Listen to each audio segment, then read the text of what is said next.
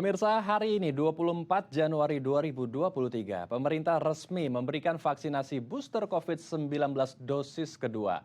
Masyarakat umum berumur 18 tahun ke atas yang telah mendapatkan vaksin booster pertama bisa mendapatkan vaksinasi booster kedua.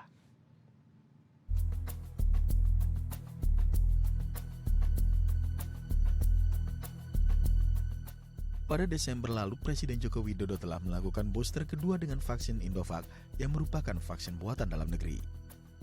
Upaya vaksinasi booster kedua ini dilakukan untuk memutus rantai penyebaran COVID-19 di tengah masyarakat. Pemberian vaksin booster kedua bagi kelompok masyarakat ini tertulis melalui surat edaran Kementerian Kesehatan yang memberi izin vaksinasi tersebut guna mempertimbangkan data dan situasi epidemiologi kasus COVID-19 serta adanya varian baru di tanah air. Meski PPKM telah dicabut, kasus pandemi COVID-19 di Indonesia masih terjadi hingga saat ini. Menurut data, angka kasus COVID-19 mencapai 200 kasus di tiap pekannya. Untuk itu, penanganan COVID-19 di Indonesia masih terus dilakukan.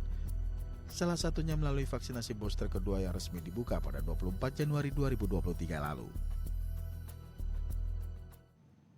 Ya, untuk membahasnya lebih lanjut, kita telah terhubung langsung dengan Diki Budiman selaku peneliti Global Health Security. Kita langsung sapa narasumber kita.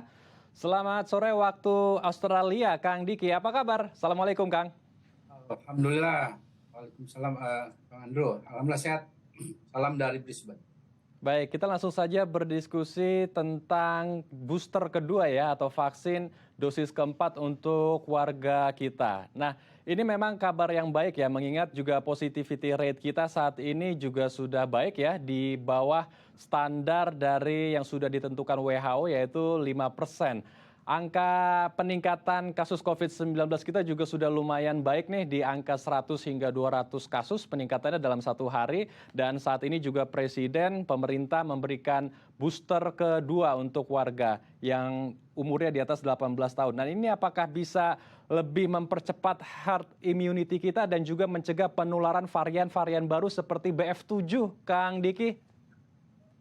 Ya, kita memang sudah waktunya ya memberikan program vaksinasi booster kedua ini. Karena yang kita hadapi saat ini adalah subvarian yang lebih efektif dalam menginfeksi maupun dalam menerobos antibodi atau proteksi imunitas. Nah, bicara ini tentu artinya kita harus berikan bekal lebih banyak, modal imunitas lebih banyak pada masyarakat secara umum, dan terutama tentu ini tetap harus diprioritaskan, dalam arti diprioritaskan bahkan harus proaktif mengejar kelompok yang rawan ya, dari sisi pekerjaan maupun dari sisi kondisi tubuh seperti lansia atau ibu hamil ya, pekerjaan seperti misalnya tenaga kesehatan atau pelayan publik lain. Nah, karena apa? Karena riset membuktikan bahwa vaksinasi booster ini memberikan proteksi lebih atau berlebih untuk menghindarkan penerimanya dari keparahan maupun kematian. Karena meskipun saat ini laju kasus keparahan ataupun kematian akibat infeksi COVID ini semakin trennya menurun, tapi tetap terjadi, tetap ada ya. Dan ini kita lihat bahkan di negara-negara yang saat ini bergejolak, bukan hanya di China tapi juga di Amerika. Ya, hanya dari dua negara ini kita bisa melihat bahwa kalau mendapatkan booster yang memadai, dalam arti memadai dosisnya, memadai jenisnya, maka dia akan menurunkan risiko keparahan kematian tadi. Tapi kalau tidak, ya seperti yang terjadi di kelompok rawan atau berisiko tinggi di China, kematiannya tinggi. Nah, inilah penting. Dan ini masih efektif terhadap subvarian yang saat ini bersirkulasi di dunia ya, dan itulah sebabnya saya kira ini adalah momen yang kita apresiasi dan harus dipercepat dan didukung dengan apa?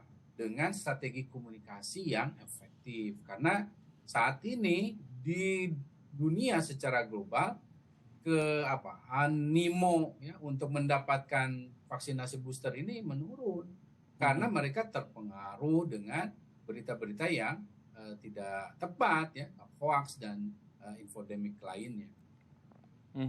Baik, jadi memang ini sebuah hal yang harus diapresiasi ya. Dan tadi Kang Diki juga sempat menyinggung bahwa negara China saat ini sedang tinggi-tingginya angka kasus. Karena di sana ada subvarian Omicron ya, yaitu BF7 di China. Ya. Nah ini tingkat reproduksinya dia tinggi sekali ya Kang Diki, 18 kalau tidak salah. Ini kalau di Omikron saja hanya 5 tingkat reproduksinya. Artinya ini 3 kali lipat lebih tinggi daripada Omikron. Dengan demikian berarti satu orang yang tertular oleh varian BX7 ini bisa menular ke 18 orang ya. Nah, kembali lagi ke vaksin, di China sendiri sebetulnya juga sudah ada beberapa vaksin, yaitu ada Sinovac dan juga Sinopharm ya, vaksin yang baru itu. Nah, kedua jenis vaksin ini kan juga akan digunakan untuk booster di negara kita. Apakah melihat varian baru ini yang notabene-nya dari China sendiri, kemudian China memproduksi vaksin sendiri, tetapi sepertinya tidak ampuh, Kang Diki. Apakah kedua jenis vaksin ini tepat untuk digunakan booster di negara kita, Kang Diki? Ya, untuk pemilihan jenis ya tadi, jenis dari boosternya yang kalau kita merujuk pada data yang saat ini ada, ya, mana yang efektif, tentu adalah vaksin messenger RNA. Di situ ada Pfizer, ada Moderna ya yang sudah punya data yang memadai, termasuk ada yang bivalent yang terbaru. Ya. Nah, itu bahkan jauh lebih efektif. Nah, selain itu ada Novavax. Novavax ini juga satu protein rekombinan yang vaksin yang efektif juga yang melawan subvarian Omicron ini. Nah, di Indonesia ada kembarannya Novavax ya, yaitu Indovax ya yang diproduksi oleh Bio Farma yang tadi tampaknya kalau saya tidak salah Pak Presiden juga mendapatkan itu. Itu juga efektif ya.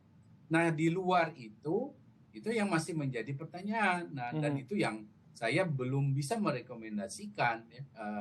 Apalagi kalau bicara misalnya yang yang generasi atau sebelumnya dan itu menggunakan ya ujinya itu kan menggunakan varian yang bukan Omicron yang terkini gitu atau bukan B4 B5. Nah, itu yang akan terlalu riskan dan berisiko untuk dijadikan sebagai vaksin booster. Nah, yang saat ini saya kira bisa dilakukan Indonesia adalah selain tadi vaksin messenger RNA yang kita miliki, mau itu Pfizer Moderna, juga yang Indovax ini, yang saya kira ini adalah satu modal besar karena sudah bisa diproduksi di dalam negeri, ya. Dan dengan juga penggunaan yang jauh lebih familiar untuk tenaga kesehatan maupun sarana kesehatan di Indonesia, ya. Dan karena dia bisa di suhu penyimpanannya tidak complicated seperti messenger RNA misalnya. Nah ini, tapi kalau di luar itu saya tidak mau menyebutkan namanya karena agak banyak ya Bang Andrew ya. Yeah. Saya tidak bisa rekomendasikan. Dan tapi ingin saya sampaikan juga bahwa booster ini kan juga bukan satu-satunya ya, bukan selalu saya sampaikan bukan solusi tunggal. Tetap perilaku hidup bersih sehat, memakai masker pada konteks situasi yang berisiko, kemudian juga pemerintah yang melakukan testing tracing itu juga tetap harus dilakukan. Baik, jadi tidak hanya vaksin booster saja, tetapi ada instrumen-instrumen lain juga yang harus kita lakukan ya.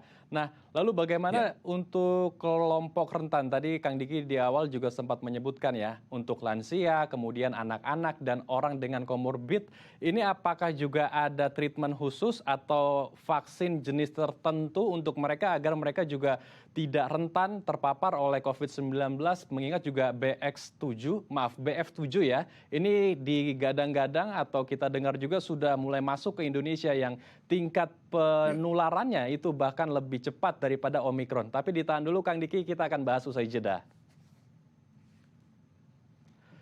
Baik pemirsa, kami akan kembali sesaat lagi, tetaplah bersama kami.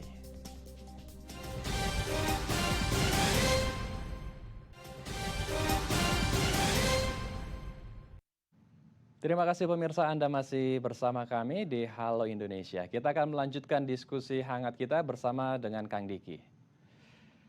Kang Diki, setelah masyarakat atau warga umum yang berusia 18 tahun ke atas menerima booster kedua atau vaksin COVID-19 dosis keempat, apakah perlu dilakukan dosis-dosis selanjutnya, dosis kelima, dosis keenam, tujuh, dan seterusnya? Karena kita tahu juga efikasi vaksin ini kan akan menurun ya, 6 hingga 8 bulan ke depan vaksin ini efikasinya akan menurun. Untuk itu apakah kita perlu menerima vaksin-vaksin selanjutnya, Kang Diki, agar antibodi kita terus tetap terjaga?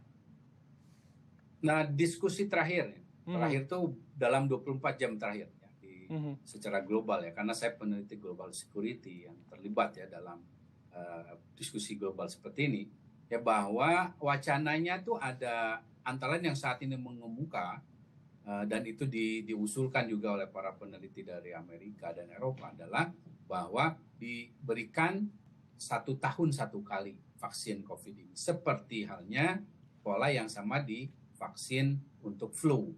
mhm, Nah, itu biasanya kalau di negara bermusim dingin, katakanlah di daerah Amerika atau Eropa yang hampir sama ya, karena biasanya mereka menjelang akhir tahun musim dinginnya, itu Juni ya, di pertengahan tahun itu akan ada riset di setiap negara itu untuk memastikan oh ini varian atau subvarian yang dominan apa tahun ini. mhm, Nah, itu yang akan menjadi dasar si pembuat vaksin membuat vaksin yang efektif terhadap subvarian yang saat itu mendominasi.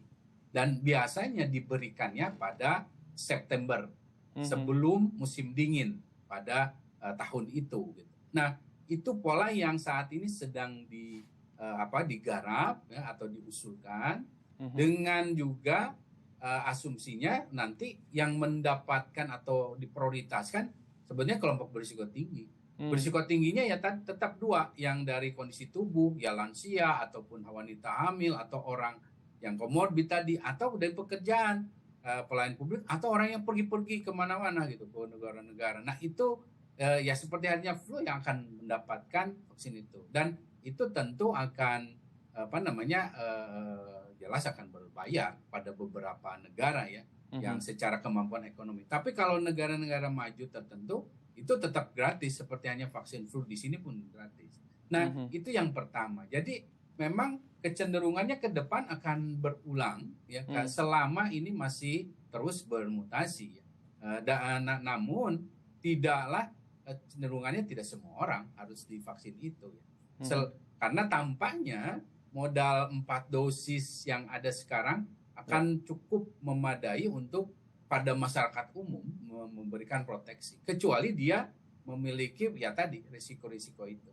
Selain itu, opsi yang kedua yang saat ini juga dibahas dan dilakukan oleh dunia adalah memberikan proteksi vaksin yang lebih memberikan proteksi di awal, karena vaksin yang ada saat ini yang disuntikan itu sebetulnya sudah di garda belakang gitu. Jadi mhm, sudah di saluran nafas belakang proteksinya, karena di depannya di nasal di hidung ini belum memiliki proteksi imunitas yang memadai atau yang diberikan. Nah, ini yang dilakukan riset dengan yang disebut dengan semprot hidung atau mhm, nasal spray vaksin. Nah, ini yang harapannya jadi ketika virus itu, kan virus karena ini penyakit yang ditularkan melalui udara, mhm, artinya saluran pernafasan, ya tentu lewat hidung atau longga mulut. Nah, disitulah kalau nasal spray ini berhasil, dia akan memberikan perlawan atau mhm, perlindungan. Sehingga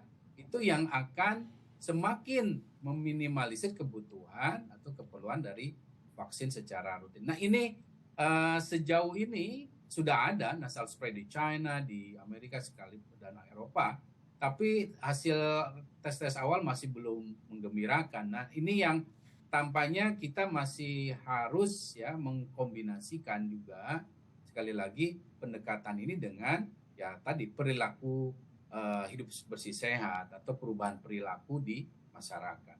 mhm. Jadi, lebih baik diberikan vaksin 1 kali dalam setahun untuk tetap menjaga imunitas kita ya, agar kita juga bisa lebih terhindar dari penularan COVID-19.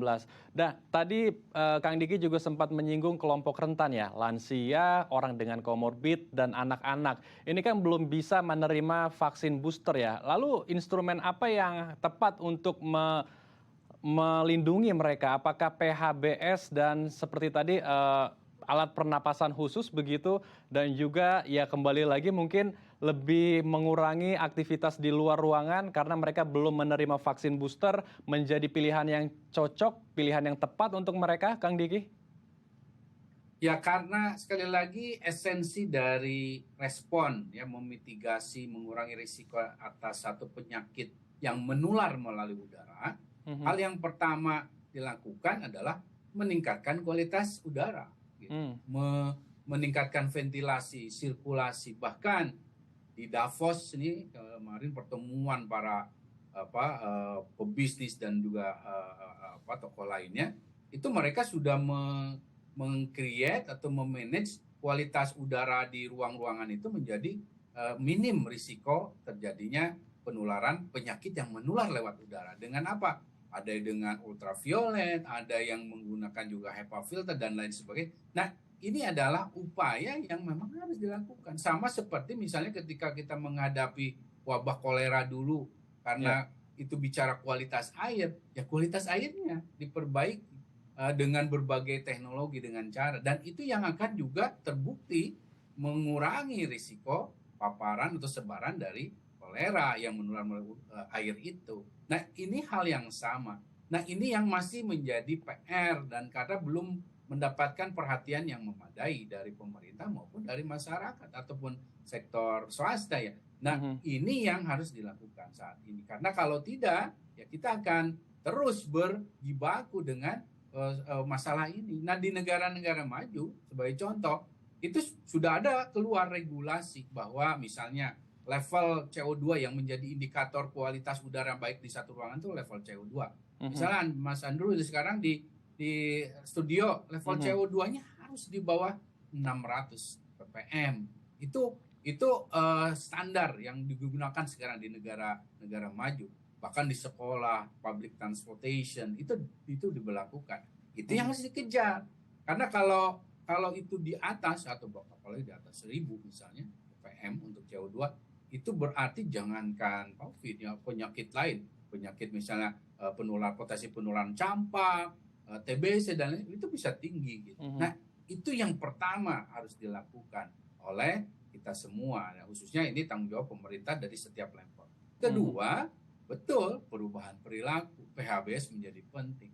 Kemudian juga bahwa ketika di keluarga kita itu ada orang yang memang belum bisa, mungkin karena kondisi tubuh atau mungkin belum eligible misalnya dan lain sebagainya untuk divaksin booster atau bahkan primer sekalipun. Nah, berarti orang dewasa, orang sekitarnya harus memberikan proteksi pada mereka dengan cara apa? Kalau dia belum booster dia. Kalau dia belum vaksin, dia harus juga berperilaku hidup bersih sehat. Nah, ini yang akan berperan mengurangi penyebaran.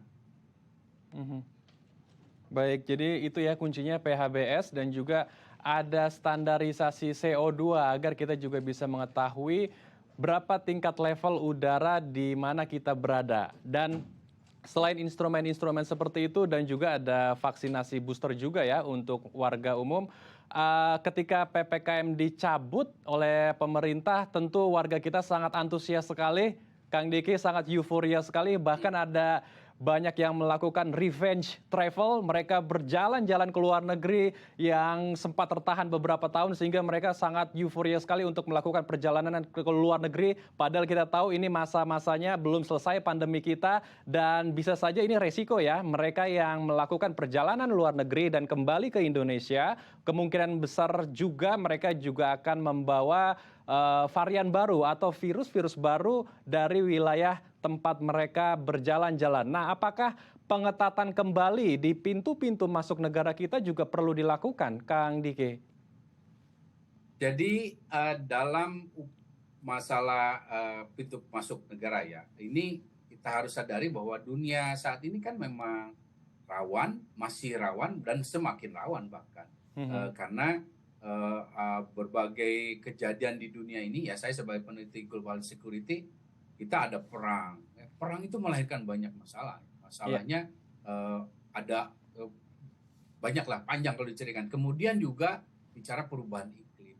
Nah, artinya potensi baik itu sebaran dari subvarian baru COVID-19 maupun penyakit baru ataupun penyakit lama yang bermasalah kembali atau yang disebut dengan re-emerging disease itu tetap ada dan semakin besar saat ini dengan tadi disampaikan konektivitas yang juga semakin tinggi, ya mobilitas yang semakin tinggi.